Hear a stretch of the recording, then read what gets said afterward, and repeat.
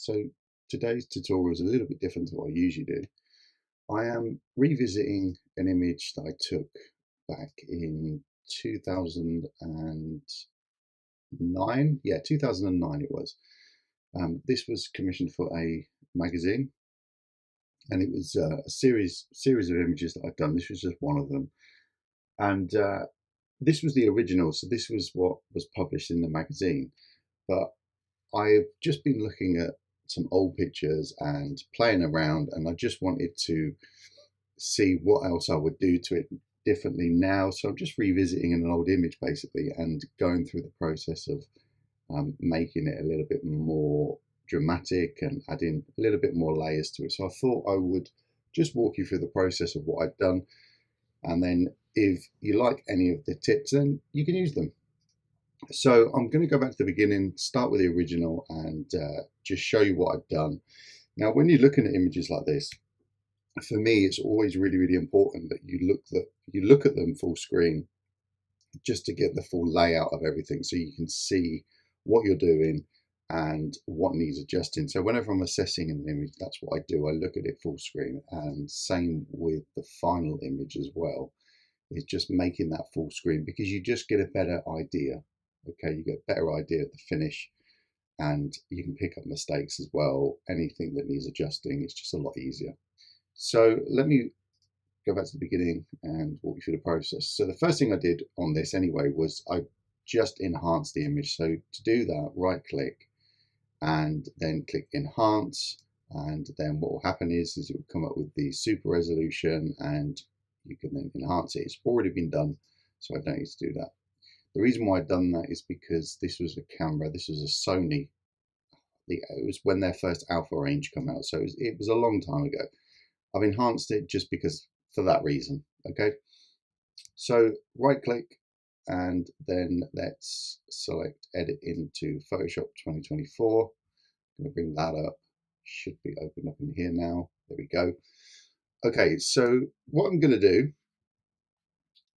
is just get everything in order so we can see what we're doing.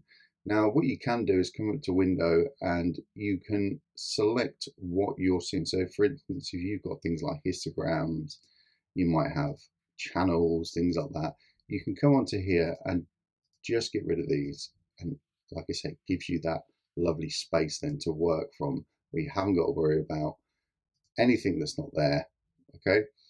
So the only one that I'm going to have at the minute is layers selected. That's a good start. So the first thing I'm going to do is I'm going to add some texture paper to it. So I have been looking onto Google and just looked around. There's loads and loads of different things that you can download for free. I'll try and put some links into the description of where you can get this kind of stuff or download.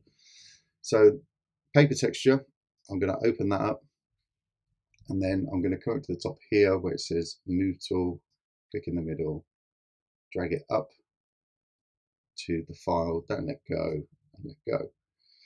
So then if we zoom out, we can position this, and you don't really have to worry about keeping constraints or anything like that when you're doing this, because it's just a texture. So don't worry if it gets distorted. I'm going to double click and press OK to that. Now what I need to do is make sure the layer is selected, and I'm going to come to the blend mode and I'm going to select multiply. Now you can see that it almost disappears, but if we look at what it's actually done, if we click on the eyeball, you can see that it's added some textures. Okay, so it's just given me a little bit of a rougher look, and I quite like that. Now, with anything like this, I always bring the opacity down. Rarely have anything at 100%. I usually go anywhere from 60 to 80%. So I like to look, just see what difference I'm going to get. And as I said in the beginning, try and do stuff full screen so you can see what you're doing and seeing the detail. So I think around 75 is going to be good for this one. So I'm going to add some more elements now. So this time I'm going to add a texture. So again, I'm just going to open it up, move tool, click in the middle, hold, don't let go of your mouse or your pen, up to the image, let go, and there is your texture. So again, let's just pull this full screen. Sometimes I like to go a little bit over the actual image so I know that it's covered. I'm going to hit enter, or you can double click, and that will make the selection. So we've got the layer up there. Now this time what I'm going to do is I'm going to change this one. I'm not going to use multiply, I'm going to use screen. And screen is it's actually the opposite of multiply. So what it does, it takes light values that are anything above 50%, it lightens it, and anything that's darker than 50%, it darkens it, if that makes sense. Okay, so if you look here, we've got a black overlay there, so it's got rid of all the black and it's just kept the white, but because it's inverted, it's given us a white look.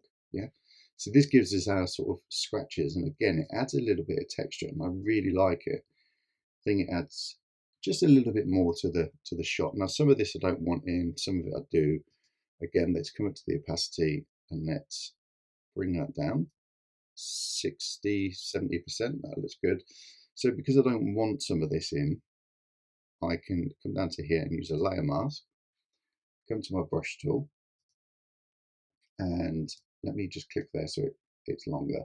So select my brush tool, and I need to select black, and then what I want to do is look at my workspace. I've got essential, and what I want to do is select options because I'd shut that down, and I'm going to just drop it into there. That's where yours is probably normally, but as you can see, I work with nothing or on another screen. That's why. So now I've done that, you can see I've got the flow here down to about 25%, something like that. And all I need to do now is just paint in the areas that I don't want this texture to appear. So down here is mainly on the garment and the shadow, because that's too obvious. And also the garment's quite important because this is a fashion shoot. I don't want necessarily the garment to be affected. Sometimes you can, because this is editorial, so you can do that, but because the garment is so striking, I think it's really, really important that we don't interfere with it or the model. So let's just get rid of any texture that's hanging around, because it can also look a little bit like dandruff. We don't want that. So because I'm doing this on her, I can actually boost this up quite a bit because I'm not blending, I'm deleting, so to speak, the texture. There we go. So you can spend a bit more time refining and doing what you need to do with your pictures and just making sure that everything is spot on. Okay, so I'm happy with that. So that's looking pretty good. Let's just come back to this layer and lower it a little bit more. And I'm going to come up and just get rid of some of this. Now that's too heavy, so I'm going to bring this right down and just get rid of some of that texture there and down here. Okay, so we've added a little bit of texture there. So you can see what that's doing. Looking pretty good so far. Right. So next thing I'm going to do is I'm going to group these together. So I'm going to hold the Shift key down, click on the lower level layer, press Control or Command G, and that will group everything. And then you can label that whatever you want. And that just means then everything is all in there, and you can then come to the opacity and change all of that. So if you want to bring the whole thing down, you can. It just means you have to do 2 at once then. So the next thing I'm going to do is I'm going to come down to the bottom here, and I am going to add a color lookup. And the reason why I'm doing this is just to add drama. So we know that tone adds depth, but color adds drama. So that's what I'm trying to do. And I'm actually going to stack a couple of different ones just to give it a little bit more of move. So I'm going to come down and add tension green, which is good. And I'm going to close that down and just showing you that obviously that is not going to be the finished article, is it? So we're not going to leave that color like that. So we're going to come to the opacity, bring that down, and I'm going to bring that down to around 24, 25%, something like that. I'm going to add another one, and this time I'm going to add futuristic bleak. And again, we're not going to leave it at 100% because that'd be silly. So I'm going to bring that down to roughly the same, so around something around there, something like that. That looks good. So now we've done that, what I want to do is just think about where I want these particular areas to pop with regards to color and things like that. And like I was saying in the beginning, I don't really want to affect colors of the dress that much. So I'm going to bring the flow up, and I'm just going to start painting this dress back in because I want the vibrancy to come through. Okay, so you can do that on both. There's lots of different ways you can do this. This is just my workflow and how I do it. So there we go. Now the other thing is that I did consider as well is the actual skin tones. So if you look at her, because we've added the color to the shot, she's looking a little bit odd. So I did actually bring some of that makeup back. So I've done that by just dropping the flow and just painted a little bit in. So especially like her lips, her eyes, I just brought some of that detail back. So again, you can do that on both layers there. You can group them as well and do it that way. So that just gives her a little bit more of a life into her face, because otherwise she's going to look a little bit odd. There we go. So that looks good. So you can see what that's going to do with regards to color. So that stacked looks really, really nice. So again, let's group them together. So press the Shift key, Control Command G, okay. And then if you wanted to, you can use a layer mask there. Look, that's what I mean. So instead of having what I'd done there was doing two separate, you can actually do it there and now add or take away, okay. But I never worked like that, but that is the right way to do it. I just do things separate. Okay, so next up, let's come down to here and I'm going to add a curves adjustment. Now, on the curves adjustment, what I want to do is do some dodging and burning. So I'm going to pull down the curve, so around there. That's good. I'm going to come back, add another one, push that up, about there. That looks good. And then I want to invert these. Let me move this texture down here. There we go. So it's just out of the way. So I'm going to press Control Command I just to invert them. There we go. And the first one, if you look, you can see what we've actually done is we've pulled this down. So this is going to darken everything for us. So I'm going to use the brush tool, make sure my foreground color is set to white. And again, I'm on a really low flow. And the reason why is because this is, we're blending almost. So if you look, when I paint in now, it's going to darken areas. So this is what's going to add depth to the shot, because that is how we perceive depth, is through tone. So by darkening areas, as you've probably seen on other videos that I've done, we can guide the eye. Now what I'm doing at the minute is just making sure the dark areas are dark, because that's what's going to add depth and drama to the shot. So I'm looking at her shadow. I want to make sure that that is dark, so that it's quite dominant and it stands out. There we go. And then the back end here, I want this to be quite sharp. And this is where you'll start to see where you can come back and take out some of the texture that you don't want on certain areas. Okay, so let's add some there, and down here I'm going to darken this, and up here I'm going to darken this. So I'm just darkening the areas that are, you can see where they're slightly darker naturally. That's what you want to darken. Okay, now if you make a mistake with this, you can come back, click on the black, and then you can go over it and it will get rid of it. So it will bring it back to where it was. So if you go a little bit dark, like I've done here, and you can do that. So if you look at the before and after, what that does, it adds a lot of drama. Now, don't just leave it, go back and make refinements. So like here, I'm too dark on this panel. I want it on where that metal bar is there. Can you see? I'm just refining it. And here as well, I'm going to bring this back a little bit. It's just this bit that's dark.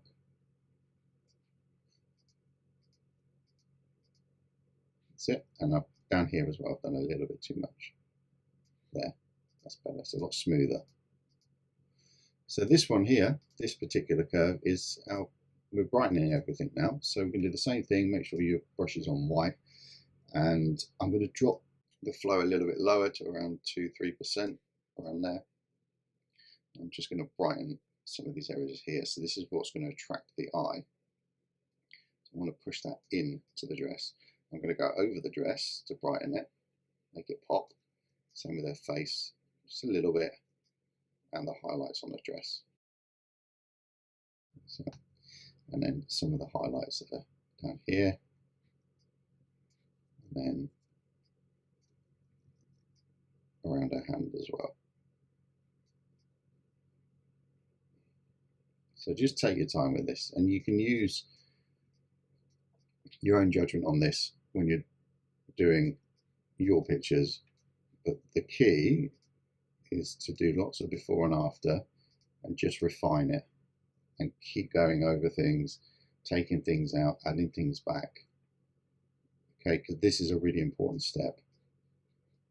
I'll highlight this area here as well, and this there. So I'm now happy with that. There we go. And again, we can just bring that opacity down to around 70%, 80%, around there, just to give us a bit of more natural look. And then let's group them together. So holding the Shift key down, Control Command G, and we can call that dodge and burn. I've forgotten what these were. These were color lookups. So let's put that color just so we know what's what. Right, so now we've done that, we can add, let's add another, I did actually add some other texture, so let's open that up. And I add some smoke as well. So I'm gonna open that up, add the smoke, and when you're adding the smoke, again, we use the move tool at the top here, click in the middle, drag it up to your picture, back into the middle and let go. So it's the same process as what you've done earlier. Now you can get lots and lots of different smoke. This may not be the best one, it's just one random one that I found. So I'm going to position that, press enter, and again we've got two different ones that we can use. So if you look, come down, we can change that to screen, and we can also choose the opposite, if you remember what that was, which was soft light. So you can see the soft light isn't going to work, but screen is, because of the way screen works. It takes the opposite values, remember the black and the white. So we're getting rid of the black and we're enhancing the white. So we just left with the smoke.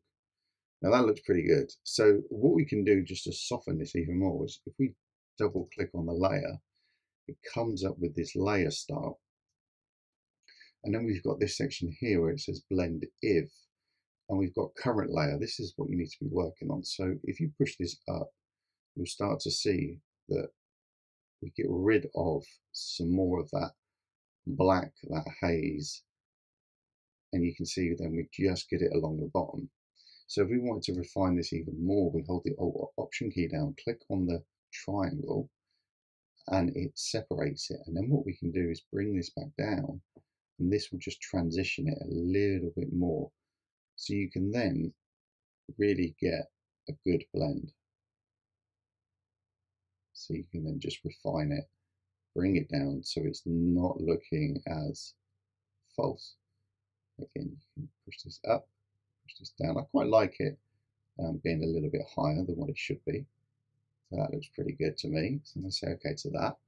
Now, what I want to do is I actually want to add some smoke as well, maybe at the top. So all I'm going to do is click on the layer 3 there, press Control Command J. That's now duplicated it. And you can see when we come to these little boxes, we can click and then we can spin this around. So we can have this at different angles. We can do pretty much whatever we want. So what I don't want to do is cause repeated patterns. So I'm going to actually move this so that it's covering the whole image, but it's not, no way is it ever going to be a repeated pattern. So I think maybe something like that.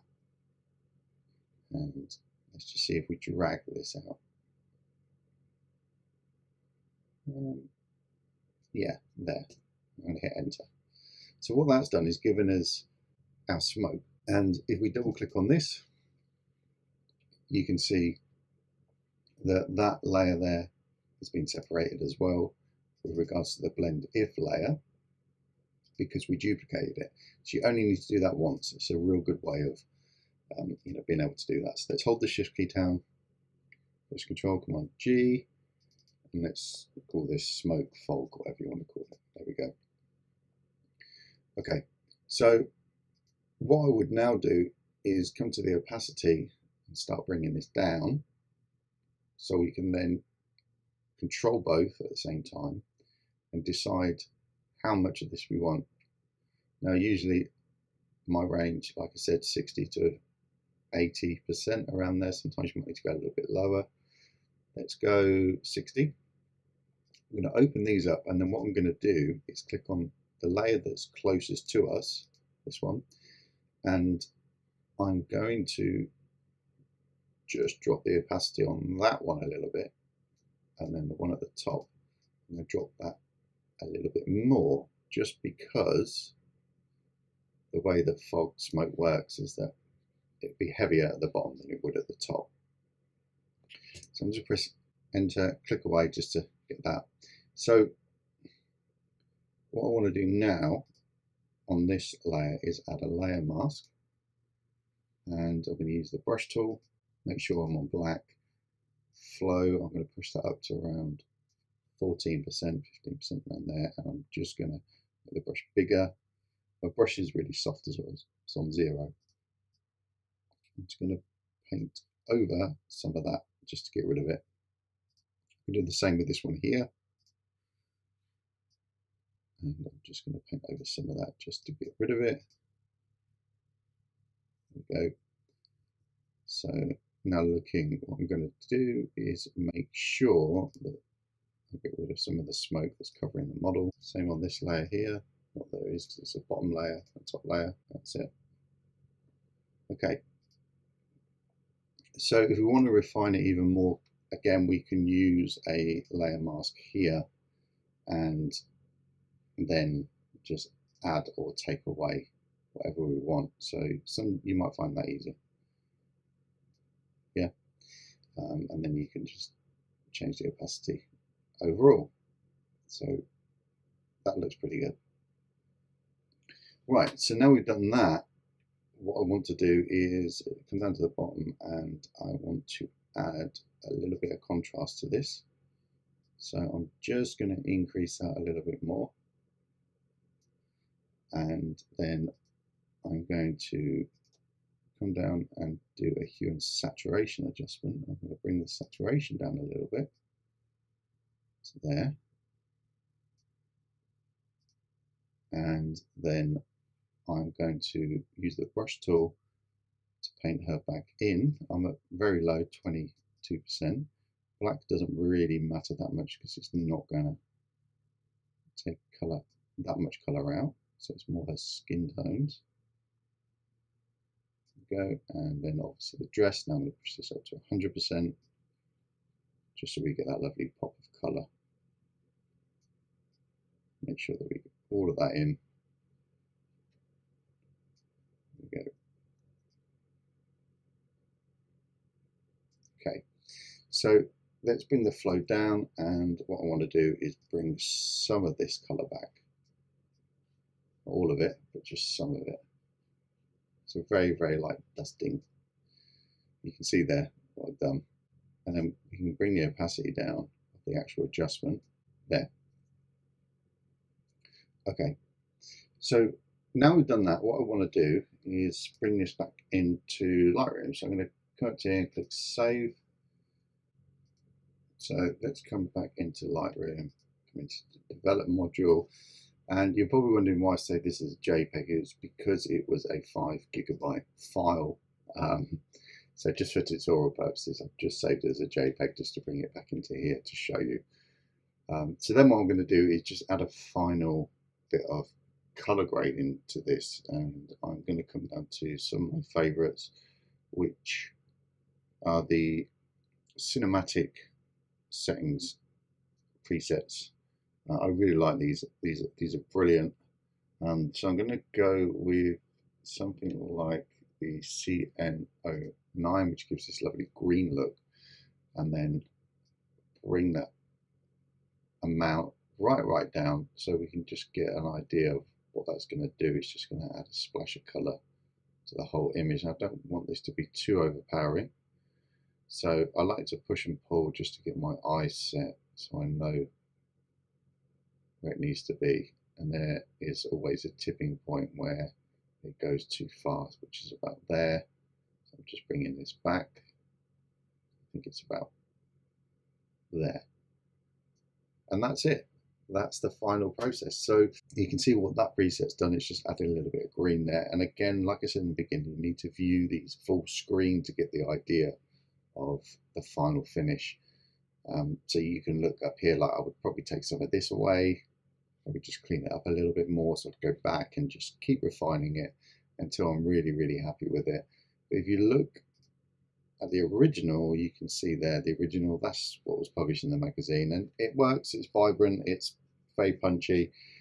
This here was just me revisiting. It's a little bit of fun and just to see what can be done in the newer versions of Photoshop. So I hope you've enjoyed that anyway. Take care.